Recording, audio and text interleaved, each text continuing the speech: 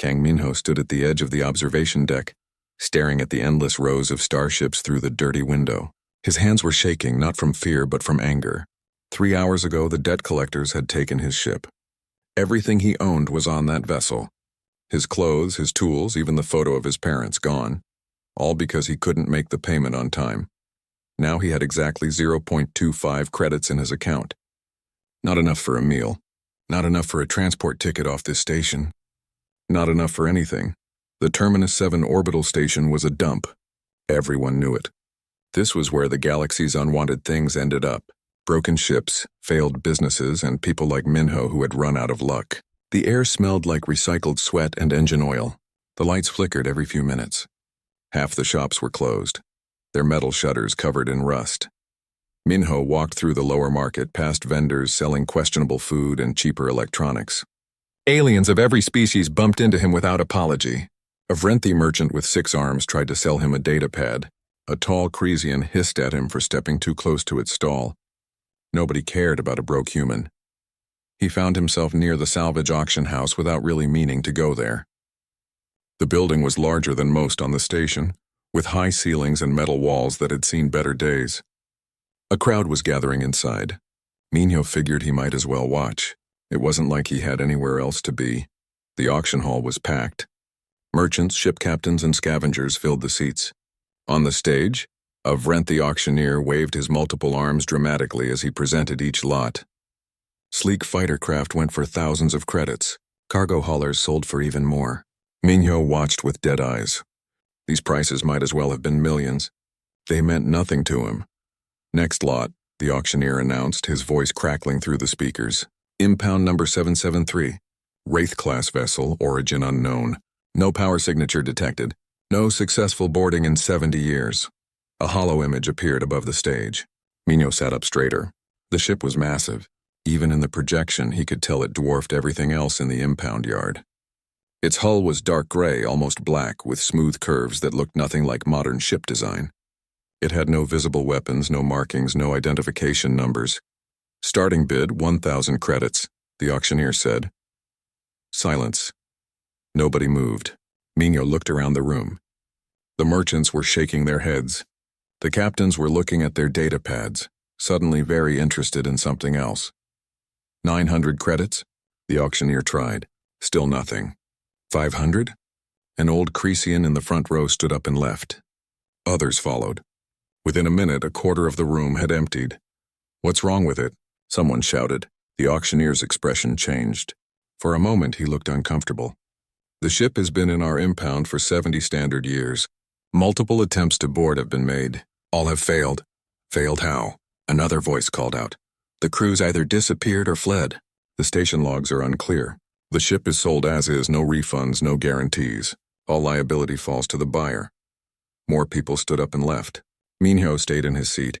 He had nothing better to do. 100 credits? The auctioneer's voice was getting desperate now. 50, 20? The room was nearly empty. Only a handful of people remained, and they were clearly just watching for entertainment. Minho didn't know why he did it. Maybe it was the anger. Maybe it was because he had nothing left to lose. Maybe he just wanted to see the look on the auctioneer's face. He raised his hand. I'll bid 0.25 credits. The room went silent. Everyone turned to look at him. The auctioneer blinked all 4 of his eyes in sequence. Did you say 0.25 credits? That's all I have, Minho said. He felt strangely calm. Take it or keep your cursed ship. The auctioneer stared at him for a long moment. Then, to Minho's shock, he slammed his gavel down. Sold, to the human in the back. Lot 773 goes for 0.25 credits. Congratulations, sir. May you have better luck than the others. The few remaining people in the room laughed. A Vrenthi merchant patted Minho on the shoulder as he walked past. Enjoy your coffin, human, he said, still chuckling. Minho sat frozen in his seat. What had he just done? An hour later, he stood in the station's impound office holding a data chip with the ship's access codes. The clerk, a bored-looking human woman, barely glanced at him as she processed the transfer. Docking Bay 47, Section D, she said. The ship is yours. Station policy requires me to inform you that we take no responsibility for any injuries, deaths, or disappearances that occur after boarding. Sign here, Minho signed. His hand was shaking again. The walk to Section D took 20 minutes. The deeper he went into the station, the older and more decrepit everything became. The lights were dimmer here. Some corridors had no gravity, and he had to pull himself along using the handrails. He passed only one other person, a maintenance worker who gave him a pitying look. Docking Bay 47 was at the end of a long corridor. The door was sealed with yellow warning tape and covered in station notices. Danger, do not enter. Unauthorized access prohibited. Emergency protocols active. Minho tore the tape away and pressed the door release. The mechanism groaned. Probably hadn't been used in years, but eventually the door slid open. The docking bay was enormous. And there, taking up almost the entire space, was his ship. Up close, it was even more impressive than in the hollow image. The hull was smooth and dark, reflecting the bay's dim lights like black glass. It had to be at least 300 meters long, maybe more. The design was strange. Elegant but alien. Nothing like the boxy cargo haulers or angular military vessels he was used to seeing. Minho walked around it slowly, his footsteps echoing in the empty bay. There were no windows that he could see. No obvious engine ports, no airlocks. Just smooth, unbroken hull. Then he found it. Near what he assumed was the front of the ship, there was a slight depression in the hull. As he got closer, lines appeared in the metal. An outline of a door. He pulled out the data chip and looked at it. The clerk had said the access codes were on here, but there was no panel to plug it into. No keypad. No scanner. Minho pressed his hand against the door. For a moment, nothing happened. Then the metal under his palm grew warm. The lines in the hull began to glow with a faint blue light. The light spread outward, tracing patterns across the door's surface. With a soft hiss, the door opened. Minho stepped back, his heart pounding. Cool air flowed out from inside the ship, not stale and dead, but fresh, as if the life support had just turned on. He stood at the threshold, staring into the darkness beyond. Every instinct told him to run. This ship had defeated or killed everyone who had tried to board it for 70 years. He had no weapons, no backup, no plan, but he also had 0.25 credits to his name and nowhere else to go. Minho took a deep breath and stepped inside his ship. The door closed behind him with a gentle click, and the darkness swallowed him whole. The darkness lasted only a moment. Then, one by one, lights began to flicker on. They were small at first, just dim glows along the floor that showed the outline of a corridor. As Minho watched, more lights activated, spreading deeper into the ship like a wave. The corridor was tall and wide, with smooth walls that curved upward to meet at the ceiling. Everything was the same dark gray material as the outside hull. No rivets, no seams, no signs of construction. It looked like the entire corridor had been carved from a single piece of metal. Minho's breathing was loud in the silence. He took a step forward, then another. His footsteps made soft clicking sounds on the floor.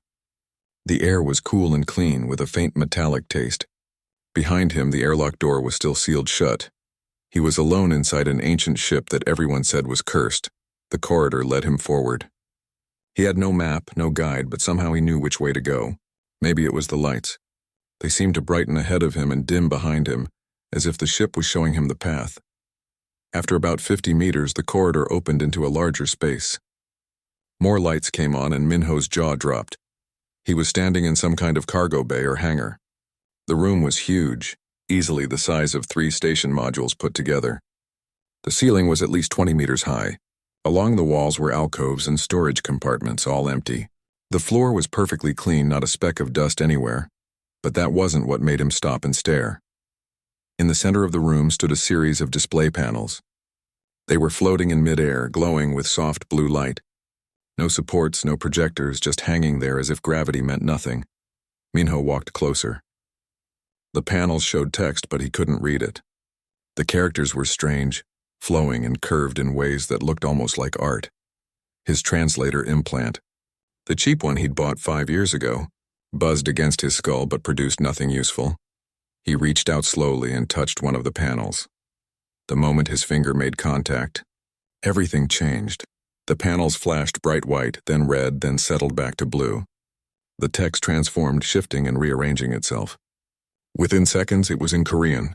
"Perfect, clear Korean, biometric scan complete," a voice said. It was female, calm, and speaking directly inside his head. "Human DNA detected. Genetic markers recognized." "Welcome back, Commander."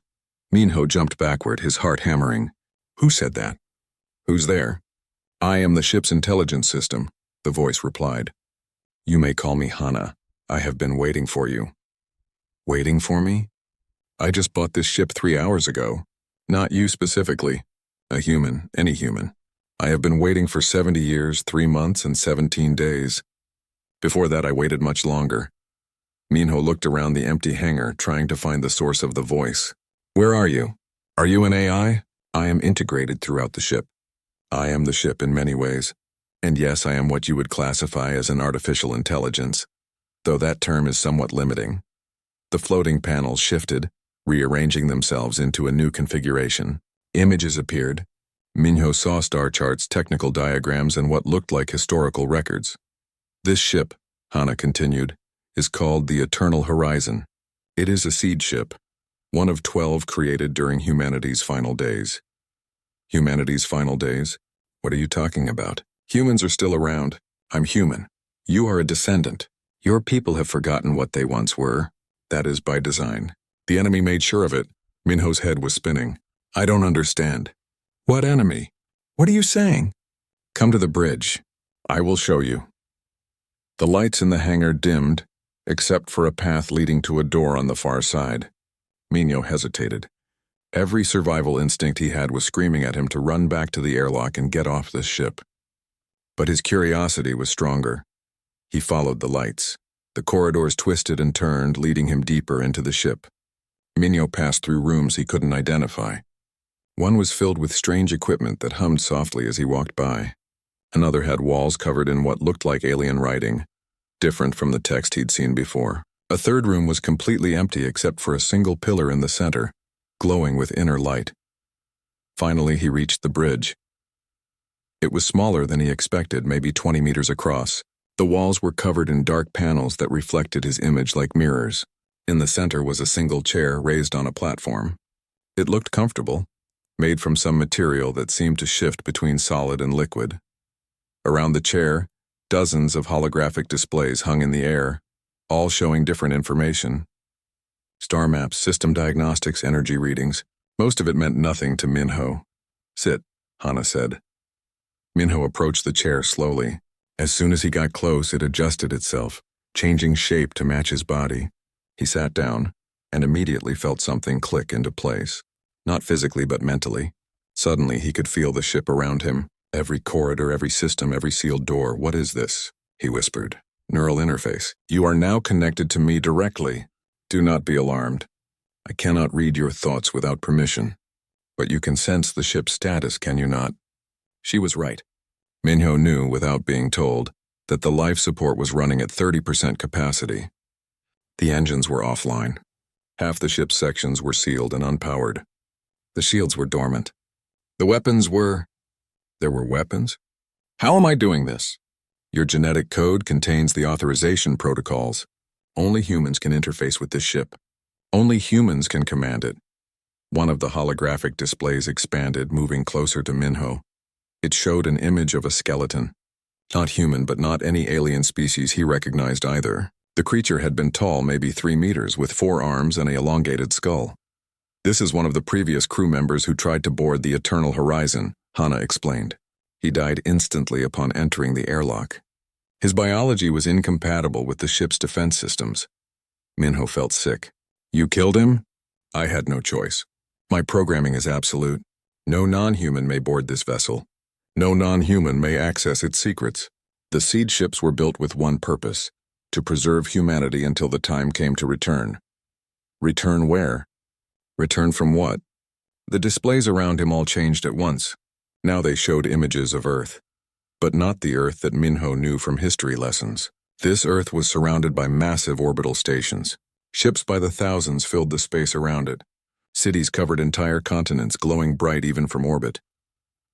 50,000 years ago, Hana began, humanity ruled the stars. We were the dominant force in this galaxy. Our technology was advanced beyond anything that exists today. We explored thousands of systems. We built wonders that the current civilizations cannot even imagine. The images changed. Now Minho saw battles, massive fleets of human ships fighting against aliens of every type. Planets burning, space stations exploding, entire worlds going dark. We were not alone, Hana continued. Other species had come before us.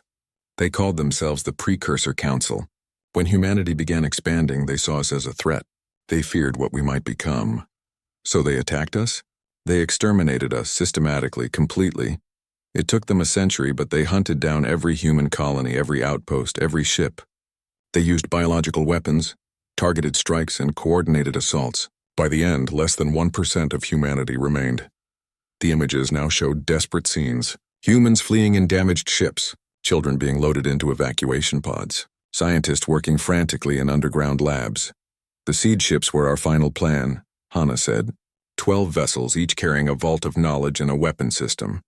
We scattered them across the galaxy and programmed them to wait, to sleep until humans found them again. But why didn't the Precursor Council find them? Why didn't they destroy these ships too? They tried. But the seed ships have technology they could not break. And over time they forgot about us. 50,000 years is a long time. The species that destroyed humanity are gone now, replaced by their descendants. The current civilizations have no memory of what happened. They built their cultures on top of humanity's grave. Minho stared at the displays. His mind was reeling. And the humans today? People like me? Survivors. Descendants of those who hid, who changed their names, who scattered to the edges of the galaxy. Over 50,000 years, you forgot your own history. You think you are newcomers to space, primitives among the established civilizations. But the truth is the opposite. You are the children of giants. The chair beneath Minho adjusted again, responding to his tension. He stood up, needing to move to process what he was hearing. There's a vault, Hana said, deep in the ship's core. I cannot access it. Only a human can open it. It contains proof of everything I have told you and more. It contains the location of other seed ships. It contains weapons and knowledge that the Precursor Council tried to erase. And if I open it, then you will learn the full truth, and you will have to decide what to do with it. But I must warn you, the moment I activated, I sent out a signal. It cannot be helped. It is part of my programming. By now, those who remember what seed ships are, those who still fear humanity's return, they know we are here. They will come for us. Minho turned to face the main display. How long do we have? Unknown, but not long. You must decide quickly. Open the vault and risk. The journey to the vault took Minho through parts of the ship that felt ancient and sacred. Hana guided him down corridor after corridor, each one dimly lit by the soft blue glow of activated systems. The deeper they went, the colder the air became. The vault is located at the ship's core, Hana explained as Minho walked. It is the most protected section of the Eternal Horizon. During the final war, human engineers designed these vaults to survive anything. Planetary destruction, stellar radiation, even the collapse of space-time itself. That seems a bit much, Minho said, his voice echoing in the empty corridor. Nothing was too much when your entire species faced extinction. They reached a massive circular door that sealed off an entire section. Unlike everything else Minho had seen, this door was not smooth and clean. It was covered in scorch marks, deep gouges, and what looked like blast damage. Previous boarding parties, Hana said, answering his unspoken question. They attempted to force entry. The vault's defenses killed them all. Minho stepped closer. His hands were sweating. And you're sure it won't kill me? I am certain. The vault recognizes human DNA. You are the first human to reach it in 70 years. It will open for you. Will it, though? I mean, I'm just some cargo hauler from the outer colonies. I'm not a commander or a soldier or whatever the people who built this ship were. You are human. That is all that matters. Minho reached out and touched the door. It was cold beneath his palm. For a long moment, nothing happened. Then slowly the scorch marks began to glow. Red light spread across the damaged surface, tracing patterns that looked like circuitry. The gouges filled with liquid metal that hardened instantly. The door was repairing itself. When the repairs were complete, new patterns appeared. Letters, but not in any language Minho had ever seen. They looked old, ancient even to his untrained eye. Then, just like before, they shifted and changed. Korean, clear and simple. EveryoneHFY, humanity's last hope. The door split down the middle and swung inward. Cool air rushed out, carrying a scent that Minho couldn't identify. It smelled like ozone and old books and something else. Something that made him think of Earth, even though he'd never been there. Inside was a room that took his breath away. The vault was spherical, maybe 30 meters in diameter. The walls were covered in holographic displays, thousands of them, all inactive. In the center of the room floated a crystal structure about 2 meters tall. It pulsed with inner light, cycling through colors that hurt to look at directly. The archive core, Hana said softly. Everything that remains of human civilization before the fall. History, science, art, philosophy. Genetic records of every human bloodline. Star charts showing every colony we ever established. And more. Minho walked toward the crystal slowly. As he got closer, the holographic displays on the walls began to activate. Images appeared.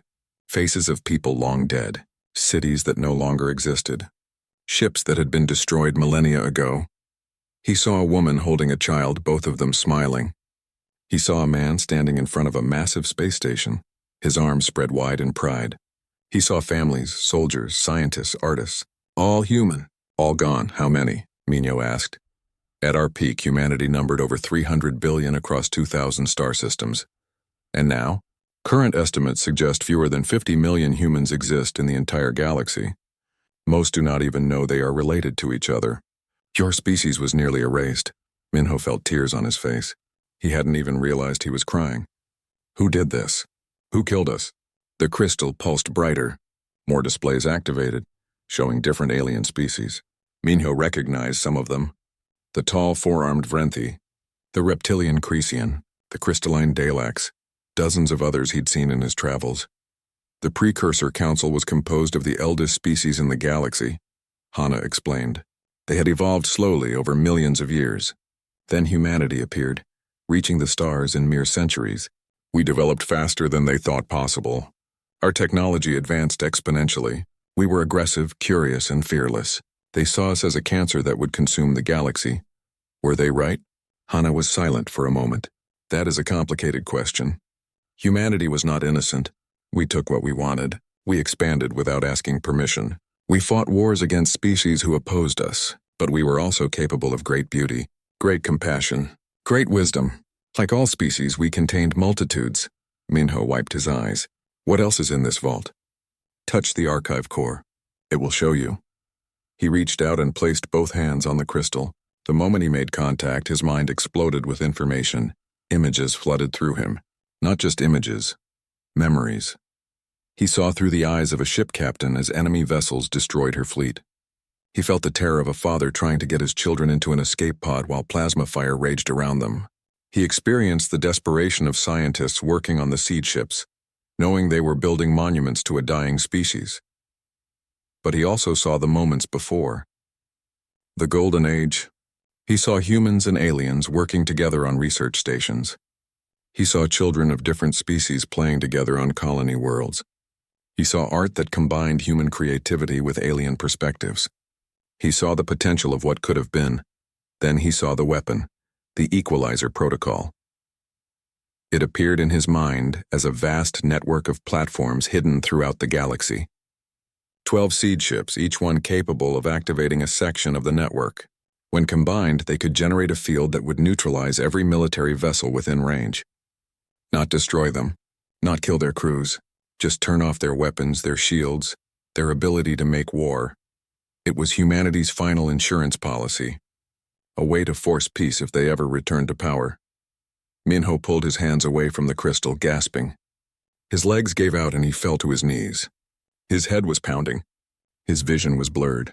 He had experienced 50,000 years of history in less than a minute. I know, Hana said gently. It is overwhelming. That weapon, Minho managed to say. It's still out there? Still active? Dormant, but yes. The platforms are hidden in deep space, in asteroid fields, in the atmospheres of gas giants. The Precursor Council never found them all. When the other seed ships activate, when all 12 archives are accessed, the Equalizer Protocol can be initiated. Minho forced himself to stand. His legs were shaking. And that's what they're afraid of. That's why they'll come after us. Yes, the descendants of the Precursor Council know the legends. They know that seed ships exist. They know what will happen if humanity reunites and reclaims its heritage.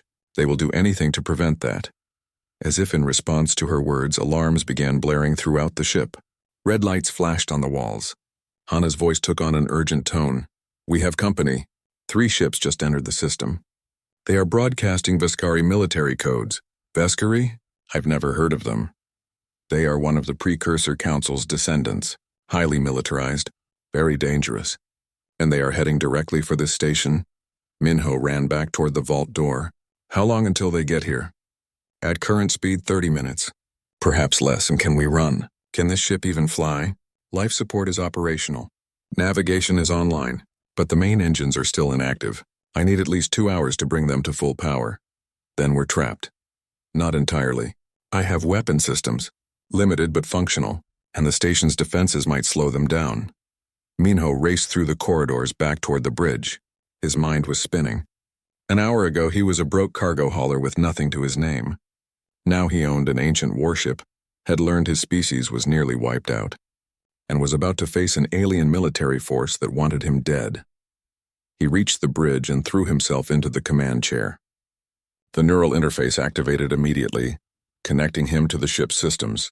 Can we contact the station? He asked. Yes, but they may not believe you, or help you. Let me try. Hana opened a communication channel. Minho's voice broadcast across all station frequencies. This is Kang Minho aboard the vessel in Docking Bay 47. I'm transmitting this to Station Command. We have hostile ships incoming, 3 Veskari military vessels. They're after my ship.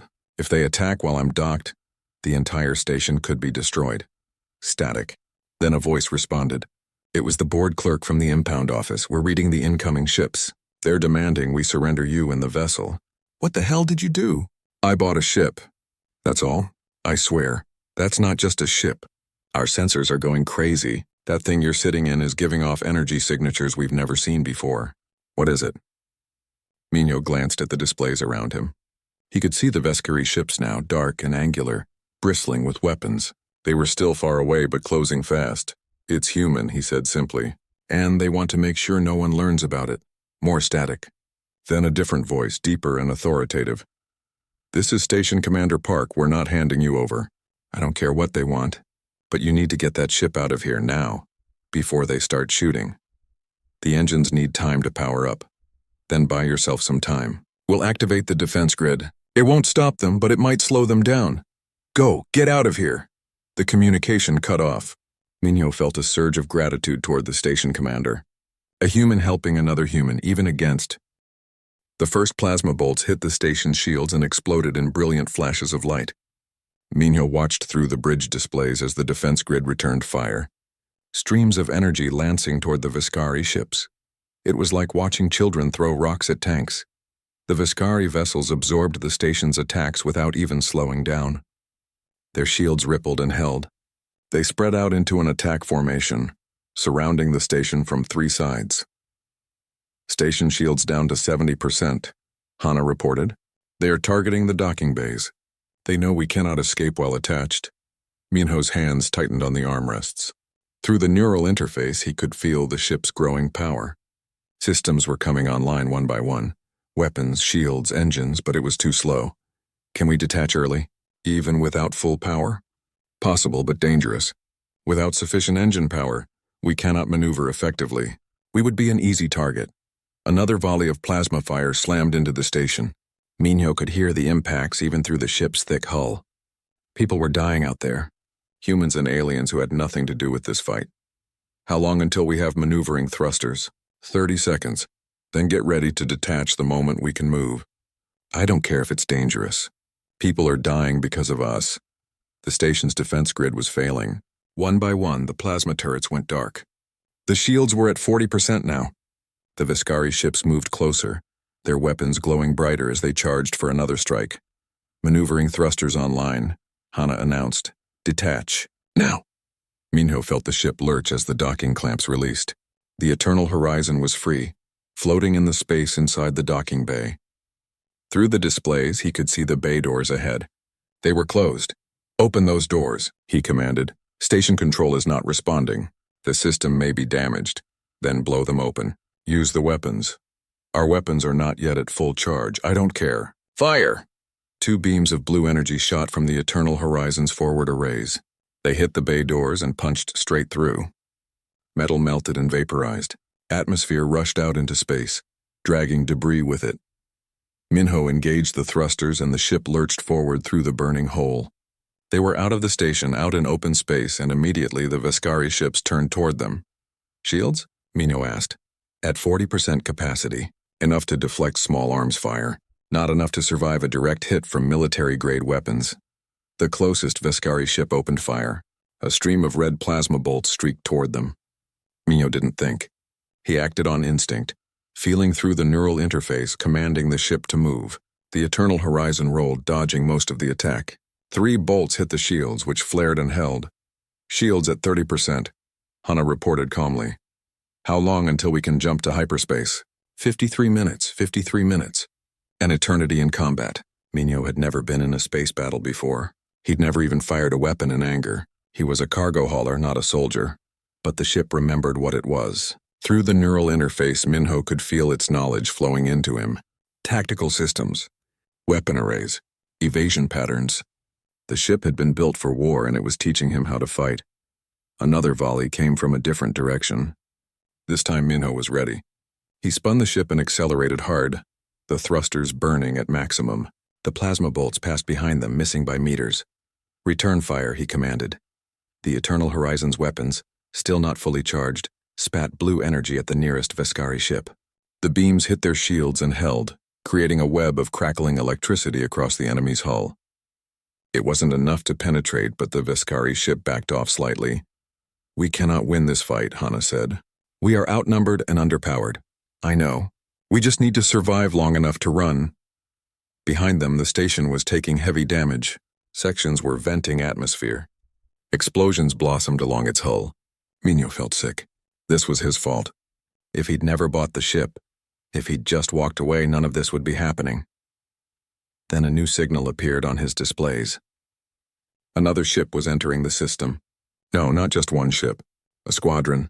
10 vessels moving fast, smaller than the Veskari warships but well-armed. Who are they? Minho asked, scanning. They are broadcasting human signatures. Mercenary squadron based out of the frontier colonies. Are they here to help or to collect a bounty? Unknown. The mercenary ships spread out, positioning themselves between the Eternal Horizon and the Veskari warships. One of them opened a communication channel. A woman's face appeared on Minho's display. She was young, maybe 30, with short black hair and sharp eyes. She wore combat armor and had a weapon strapped to her back. Unknown vessel, she said. This is Park Ji-won, commanding the Silver Dawn Squadron. We've been monitoring military traffic. We know what you are. We know what you're carrying. Minho's heart sank. More people trying to kill him. Stand down and surrender your ship, Ji-won continued. Or we'll be forced to. She stopped mid-sentence. Her eyes went wide as she looked at something off-screen. When she turned back, her expression had changed completely. Wait, you're actually human? You're not a salvage crew or a syndicate team. You're just a guy? Just a guy who bought a ship, Minho confirmed. And now everyone wants me dead for it. Ji-won was quiet for a long moment. Behind her, Minho could see other crew members arguing. One of them was gesturing angrily at the displays. Another was shaking their head. The Galactic Concordat is offering 5 million credits for that ship, Ji-won said finally. They want it captured intact. They don't care what happens to you. So you're going to hand me over? I was going to. That's why we came here. 5 million credits would set my crew up for life. She paused. But you're human. And those Veskari ships just destroyed a civilian station to get to you. They killed thousands of people. Humans and aliens both. More arguing in the background of her transmission. Someone was shouting. Ji-won turned and snapped something back at them. My crew is divided, she said, turning back to Minho. Half want the payday. Half think we should help you. I'm the captain, so I get to decide. She smiled grimly. I've always been terrible at making smart decisions. The communication cut off. For a moment, Minho thought they were going to attack. Then the mercenary ships opened fire on the Veskari warships. It was chaos. The smaller mercenary vessels were fast and maneuverable, darting around the larger Veskari ships like angry insects. They couldn't do much damage, but they were incredibly annoying. The Veskari were forced to split their attention between the Eternal Horizon and the new threats. Ji-won's voice came through again. Get out of here! We'll buy you as much time as we can. You'll die, Minho said. Maybe, but I've been watching the news feeds. I know what the Concordat isn't telling us. I know humans used to be more than we are now. If that ship of yours can prove it, if it can show everyone the truth, then it's worth fighting for. One of the mercenary ships exploded, torn apart by a direct hit. Minho watched the debris scatter across space, each piece representing a life ended. 40 minutes until hyperspace capability, Hana announced. 40 minutes. Minho didn't think the mercenaries could last that long. Already 2 of their ships were limping away with heavy damage. The Veskari were adapting to their tactics, their formations tightening. Then something unexpected happened. More ships arrived. Dozens of them. Not military vessels, civilian craft, cargo haulers, passenger transports, even a few mining rigs. They came from all directions surrounding the battle. What is this? Minho asked. The station's survivors are evacuating, Hana explained. They are using the battle as cover to escape. But that wasn't all they were doing. As Minho watched, several of the civilian ships positioned themselves between the Eternal Horizon and the Veskari warships. They weren't armed. They couldn't fight. But they were creating a barrier with their own bodies. A transmission came through on an open channel. It was Station Commander Park, his voice rough with pain. This is Commander Park to all vessels. The Veskari have committed an act of war against a neutral station. They have killed innocents in pursuit of one man. I am ordering all station residents to protect the human vessel. Get it out of here. Make sure the galaxy knows what happened today.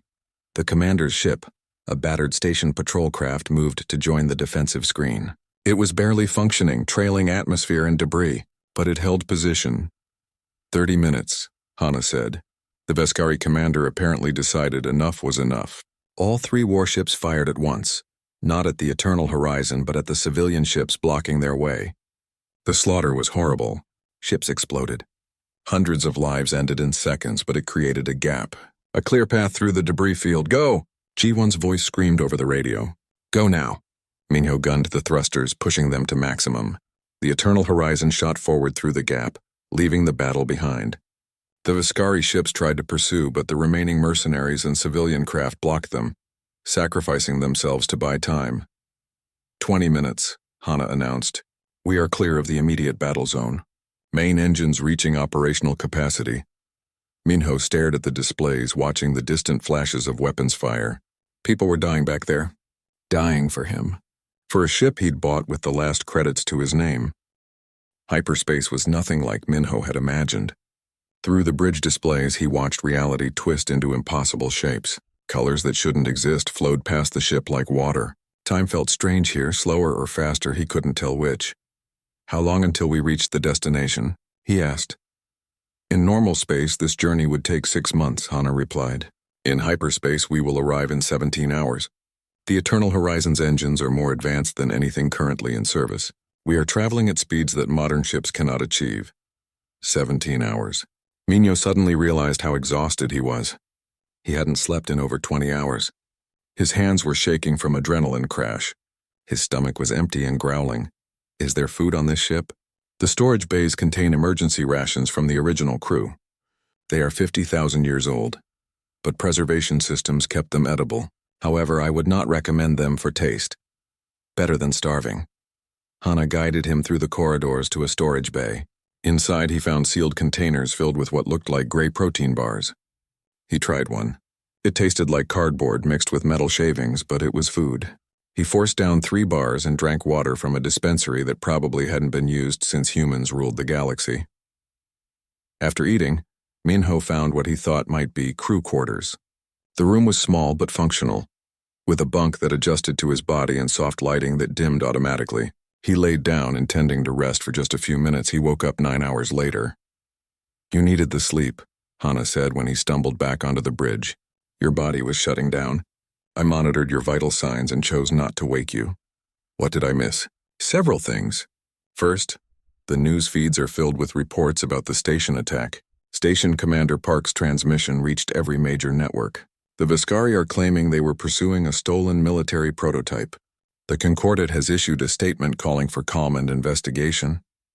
But the truth is spreading. People are asking questions. Minho sat in the command chair. The neural interface connected and suddenly he could feel the ship around him again. They were still in hyperspace, still safe. Still running. What else? I received 3 encoded transmissions while you slept. All from different sources. One is from Park Ji-won, the mercenary captain who helped us escape. She survived the battle with 6 of her 10 ships. She wants to meet when we arrive. Can we trust her? Unknown. But she did save our lives when she could have taken the bounty. What about the other transmissions? One is from the Remembrance, the group I mentioned before. They are expecting us. They want to examine the ship and access the vault data. The third transmission is more concerning. A holographic display appeared showing a face Minho didn't recognize. The man was older, maybe 60, with gray hair and tired eyes. He wore no uniform, no insignia, nothing to indicate who he was. This message is for the human currently in possession of Seed Ship 7, the recording said. My name is Lee Sung-ho. I am part of a network that has been watching for Seed Ship activations for 300 years. We know what you found. We know what's in the vault, and we know that you are now the most wanted person in the galaxy. Sung-ho paused, looking directly at the camera. You have a choice to make. The Remembrance will tell you to reveal everything, to wake up humanity and reclaim our heritage. They are idealists. They believe the galaxy will accept us once they know the truth. But I have lived longer than them. I have seen what the old powers are capable of. If you reveal everything, they will hunt down every human in the galaxy. They will finish what they started 50,000 years ago. Another pause. Come to the coordinates I'm attaching. Meet with me before you meet the Remembrance. Let me show you what really happened to our people. Let me show you why we should stay hidden. The recording ended. Minho stared at the empty space where the hologram had been. Two different groups, two different ideas about what I should do. Yes, and both believe they are acting in humanity's best interest. What do you think, Hana?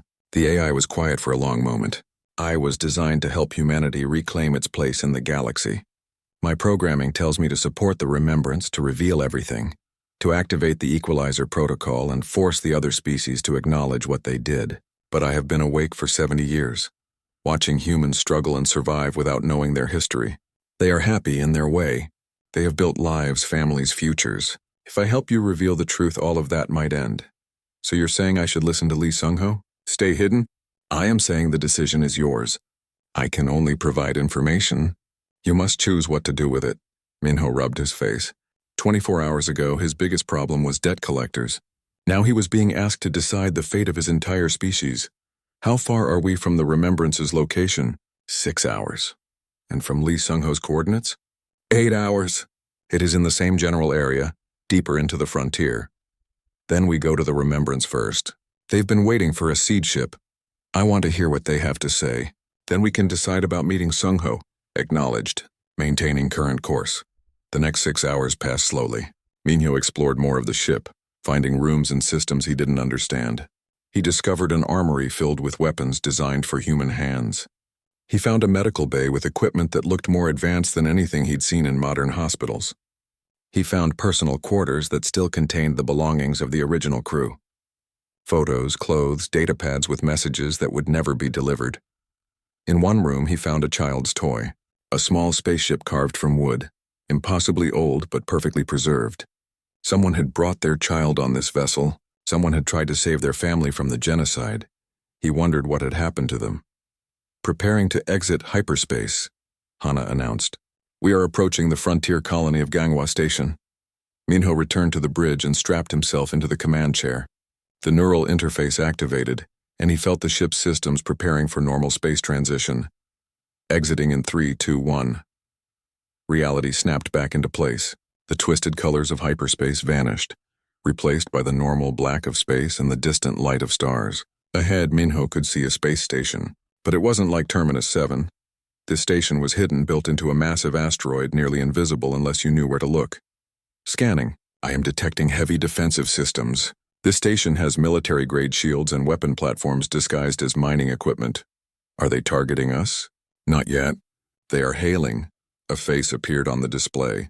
A woman, young and intense, with long black hair tied back.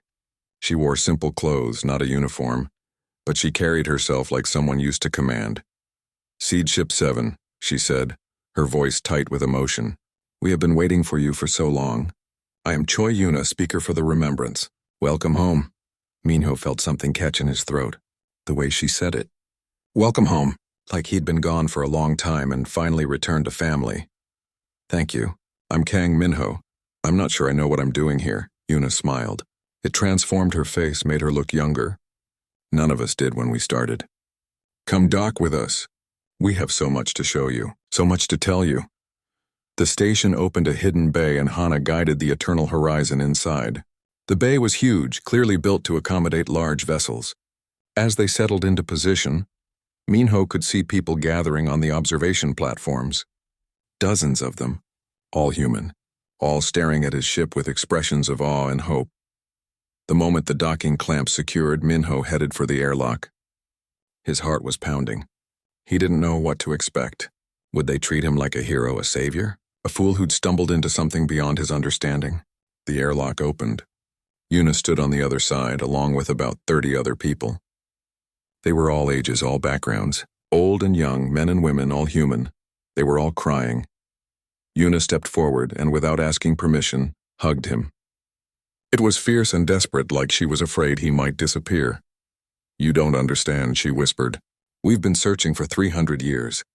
My grandmother's grandmother dedicated her life to this. We've lost so many people trying to find the seed ships, and now you're here. You're actually here." The other people crowded around, touching him, touching the ship, speaking in different languages but all saying the same things. "Thank you, finally, we found one. We found proof." Minho felt overwhelmed. These weren't soldiers or politicians. These were ordinary people who had given everything to chase a legend. And now that legend was real, standing in their docking bay. "Come," Yuna said, wiping her eyes. "There's someone you need to meet. Someone who can explain everything better than I can." She led him through the station. It was surprisingly large inside the asteroid, with multiple levels and hundreds of residents. The walls were covered in artwork, all human in style. Classical paintings, modern digital displays, sculptures that mixed old and new techniques. It was like walking through a museum dedicated to human culture. They reached a large room at the station's center. It was set up like a library, with shelves filled with data storage and physical books. In the center was a table, and at the table sat an old man. He looked up as they entered, and his eyes widened.